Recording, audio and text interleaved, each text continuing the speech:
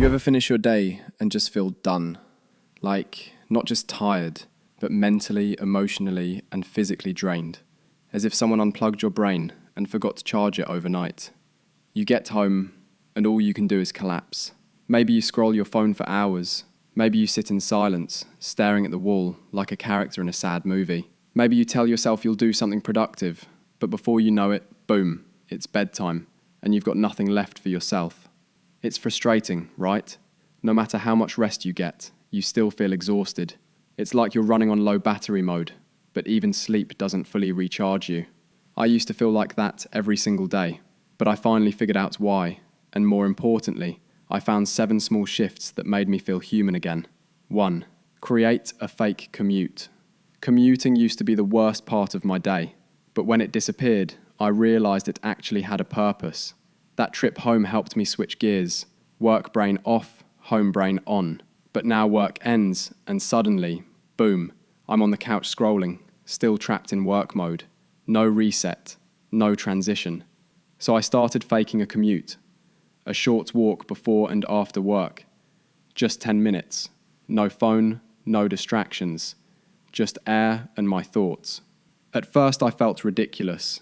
And yeah, my neighbours probably think I'm strange. Steve, why does lazy guy leave the house twice a day? What's he even doing?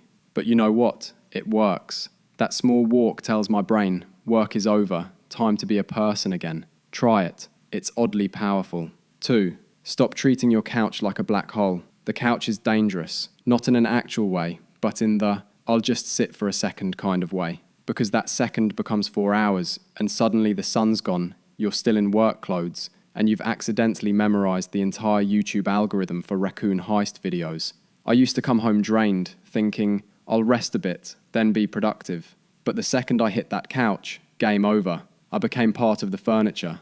So I made a rule. Before I touch the couch, I have to do one thing that makes me feel alive again. It doesn't have to be big, just intentional. Stretch for 5 minutes. Play a song and move around, even if I look ridiculous. Cook something that didn't come from a microwave. The goal is to break autopilot, and here's the wild part. Once I do that one thing, I actually enjoy my rest more. It sounds simple, but it completely changed my evenings. 3. Make an after-work playlist. Music is magic. It can flip your mood in seconds. One song can turn stress into calm, exhaustion into energy, or a regular moment into something that feels good. So I made an after-work playlist, a soundtrack for the part of the day that's mine. It starts slow, because jumping straight from work mode to high energy feels like sprinting after a nap. Then it builds into songs that make me want to move. And yes, I dance. Even if I look like an injured flamingo, I still do it. Movement, rhythm, letting go for a bit. It breaks the monotony. It reminds me that my day isn't just work and tiredness. There's something fun in it. Make your own after-work soundtrack. Play it every evening.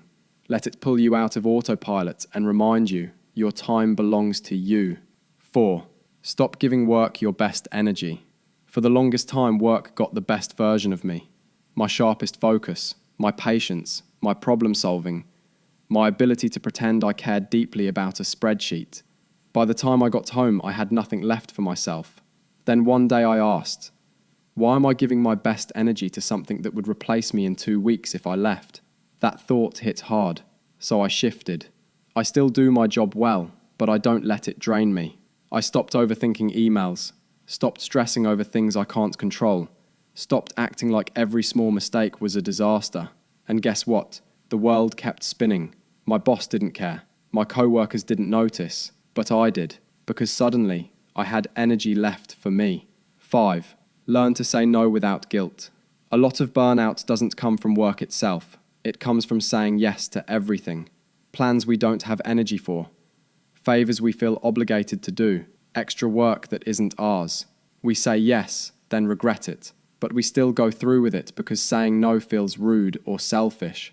So, I started saying no kindly.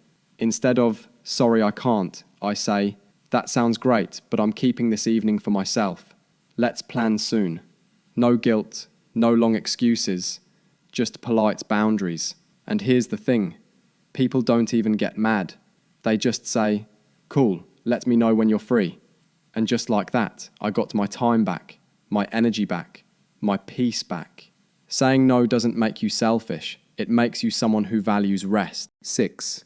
I gave my brain a break without doomscrolling. I used to think lying on the couch scrolling my phone was rest.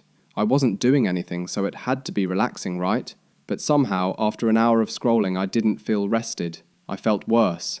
That's because doomscrolling isn't rest. It's just swapping one kind of overload for another. Work emails get replaced with news updates and random info I didn't ask for. So I replaced it with real rest. 5 minutes of journaling, a few pages of a book, some good music, even just lying on the floor staring at the ceiling. And yeah, I never thought I'd be the kind of person who just sits in silence. But now it's one of my favourite parts of the day, because for once, my brain stops running laps. It actually rests, and that changes everything. 7. I found something to look forward to. For the longest time, my evenings felt like dead space between work and sleep, just waiting for the next day to start. I'd finish work, eat something, scroll, maybe watch a show, and before I knew it, the day was gone. Nothing exciting, nothing mine. So I changed that. I gave myself something to look forward to, every single night. It didn't have to be big, just something that made my day feel alive. A hobby, even if I'm terrible. A recipe, even if it's questionable.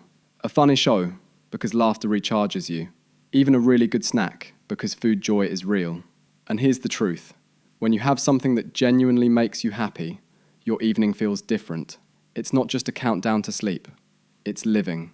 If you're always exhausted after work, it's not just busyness. It's that you're not recharging right. For the longest time, I thought exhaustion was just adult life, that feeling drained was normal, that all I could do was push through until the weekend, rest just enough, then do it again. But that's not living. That's surviving. Real rest isn't doing nothing. It's doing what actually restores you. Lying on the couch scrolling for hours isn't rest. It's numbing. It doesn't give you energy. It just burns time until you have to start over. Your time after work belongs to you. It's not leftovers. It's the part that matters. The part where you get to be you. Not just an employee. Not just a name on a to-do list. So don't wait for the weekend to feel alive again. Try one of these. Just one. See how it feels. Because you don't just deserve to rest. You deserve to recover.